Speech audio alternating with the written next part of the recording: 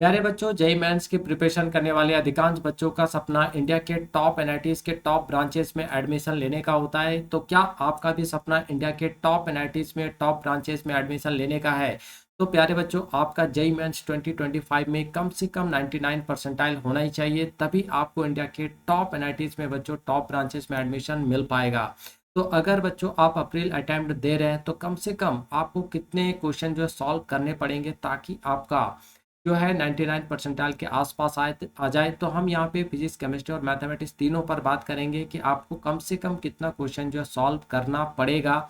और विशेष तौर पे आज के इस वीडियो में हम फिजिक्स के उन सारे चैप्टर्स को भी यहाँ पे बच्चों कवर करेंगे, जिन चैप्टर्स को कवर करने के बाद आप जो है बड़े आराम से 10 दिन में 99 परसेंटाइल तक पहुँच सकते हैं।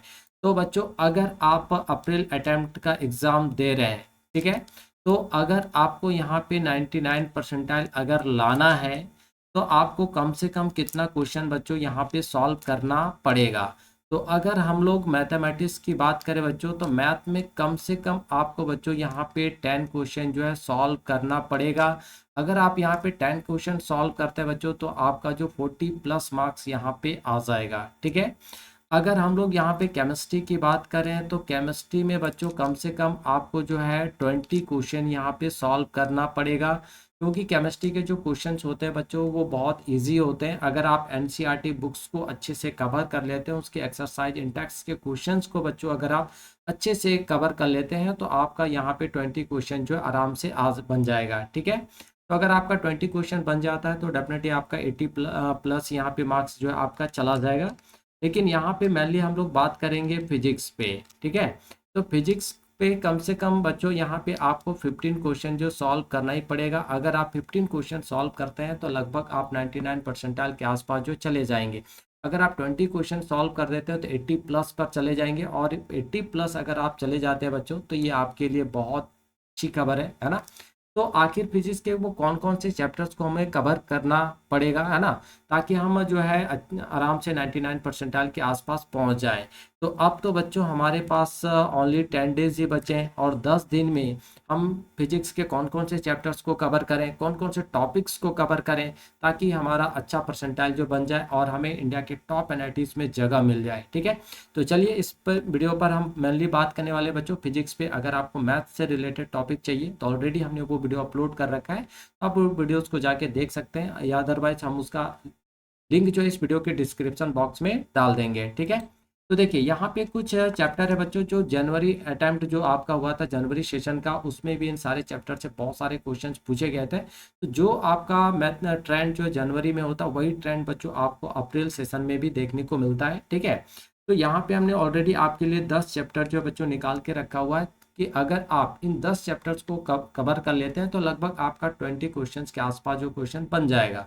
और अगर आपका 20 क्वेश्चन अगर बन गया बच्चों, है ना, तो 20 क्वेश्चन अगर आपने यहाँ पे सॉल्व कर लिया तो 20 क्वेश्चन का मतलब हो गया आपका 80 प्लस, है ना। और अगर आपने 80 प्लस कवर कर लिया तो डेफिनेटली 80 प्लस यहाँ से केमिस्ट्री में आपका 80 तो 160 प्लस हो जाएगा, और 40 अगर आप ले आते हैं 200 प्लस आप चले जाते हैं, तो आपका एक अच्छा खासा स्कोर बन जाएगा, ठीक है। तो देखिए अगर हम लोग ग्रेविटेशन की बात करें तो यहाँ से बच्चों आपका कम से कम 1 से 2 क्वेश्चन जो है वो पूछा जाएगा, ठीक है। थर्मोडायनेमिक्स की बात करें तो 3 से 4 क्वेश्चन यहाँ पे आपके आने वाले हैं, और मॉडर्न फिजिक्स से बात करें तो 3 से 4 क्वेश्चन आपका रहने वाला है। इलेक्ट्रोस्टैटिक्स से बात करें बच्चों तो 2 से 3। अब यहाँ पे जरा देखें तो ग्रेविटेशन को अगर आप अच्छे से कर लेंगे तो इलेक्ट्रोस्टैटिक्स भी आपके लिए आसान हो जाएगा, ठीक है। तो इसलिए ये दोनों चैप्टर काफ़ी इंपॉर्टेंट है और दोनों आसान है ना। करंट इलेक्ट्रिसिटी की बात करें तो यहाँ से आपको 1 से 2 क्वेश्चन जो है पेपर में दिख सकता है। रे ऑप्टिक्स की बात करें तो बच्चों यहाँ पे 2 से 3 क्वेश्चन आपको दिखेगा। सेमीकंडक्टर में 1 से 2 question, mechanical properties of fluid से 1 से 2 क्वेश्चन। अब यहाँ पे अगर आप मैकेनिकल प्रॉपर्टीज को नहीं करना चाहते हैं तो बच्चों आप इसके जगह पे जो है इलेक्ट्रोमैग्नेटिक वेव चैप्टर्स को कर सकते हैं, और इलेक्ट्रोमैग्नेटिक बहुत छोटा सा चैप्टर है, और यहाँ से भी लगभग आपका 1 से 2 क्वेश्चन जो है बच्चों आ जाता है, ठीक है। तो अगर आपको मैकेनिकल प्रॉपर्टीज ऑफ फ्लूइड थोड़ा सा बड़ा लग रहा है तो आप उसके जगह पे इलेक्ट्रोमैग्नेटिक वेव्स को यहाँ पे चूज कर सकते हैं। अल्टरनेटिंग करंट से आपका 1 से 2 क्वेश्चन, और यूनिट एंड मेजरमेंट काफ़ी आसान है, इसके कुछ अगर आप पॉइंट्स को कवर कर लेते हैं तो आपका यहाँ से बच्चों 2 से 3 क्वेश्चन बड़े आराम से आ जाता है, ठीक है। अब ये तो आपके 10 चैप्टर हो गए जिन 10 चैप्टर्स को अगर आप अच्छे से कवर कर लेते हैं तो आप 99 परसेंटाइल के आसपास जो है बच्चों आप पहुंच जाएंगे, ठीक है। और अगर आपने अच्छे से कर लिया तो डेफिनेटली आपका जो है अप्रैल अटेम्प्ट में 99 परसेंटाइल जो फिजिक्स में आ जाएगा। लेकिन अब इन सारे चैप्टर्स के अंदर कौन कौन से टॉपिक्स पर हमें मेनली फोकस करना है, क्योंकि हमारे पास 10 दिन टाइम है, तो मेनली हमें कौन कौन से टॉपिक्स पर फोकस करना है ताकि हम अच्छा स्कोर कर पाए। तो चलिए अब हम लोग यहाँ से आगे बढ़ते हैं और उन टॉपिक्स पे बात करते हैं चैप्टर वाइज जो हमारे लिए काफ़ी इंपॉर्टेंट है अप्रैल अटेम्प्ट के लिए, सेशन के लिए, ठीक है। तो सबसे पहले हम लोग बात करते हैं इलेक्ट्रोस्टैटिक्स पे। तो इलेक्ट्रोस्टैटिक्स में मेनली बच्चों आपको यहाँ पे फोकस करना है सबसे ज़्यादा कैपेसिटेंस पे, है ना। फिर इलेक्ट्रिक डायपोल, इक्विपोटेंशियल सरफेस और parallel plate capacitor, energy store, ये जो टॉपिक्स हैं आपके, इन सारे टॉपिक्स पे आपको थोड़ा सा यहाँ पे फोकस करने की जरूरत है। साथ ही साथ आपका यहाँ पे एक अच्छा सा टॉपिक बच्चों आ जाता है गॉस थ्योरम, है ना। तो Gauss theorem and its application, इस पर भी आपको थोड़ा सा यहाँ पे फोकस करना है, क्योंकि गॉस थ्योरम से भी आपका जो है एक क्वेश्चन जो बच्चों यहाँ पे दिख जाता है, ठीक है। रे ऑप्टिक्स की बात करें तो रे ऑप्टिक्स के अंदर मिरर फॉर्मूला पर विशेष फोकस करना है, लेंस फिर लेंस फॉर्मूला पर, power of lens, refraction of light through a prism, ये कुछ टॉपिक है जिस पर आपको बच्चों यहाँ पे फोकस करने की जरूरत है। अगर आप यहाँ से थोड़ा सा अगर रे ऑप्टिक्स से अगर आप थोड़ा सा वेव ऑप्टिक्स की तरफ अगर आप मूव कर जाते हैं बच्चों, है ना, तो यहाँ से आपका जो है वेव ऑप्टिक्स से भी लगभग 1 से 2 क्वेश्चन का आपका चांसेस बन जाता है। और यहाँ पे सबसे ज़्यादा इम्पोर्टेंट आपका यंग्स, है ना, डबल स्लिट, और यहाँ पे आपका दूसरा जो सबसे इम्पोर्टेंट पार्ट है वो आपका क्या है, सिंगल स्लिट।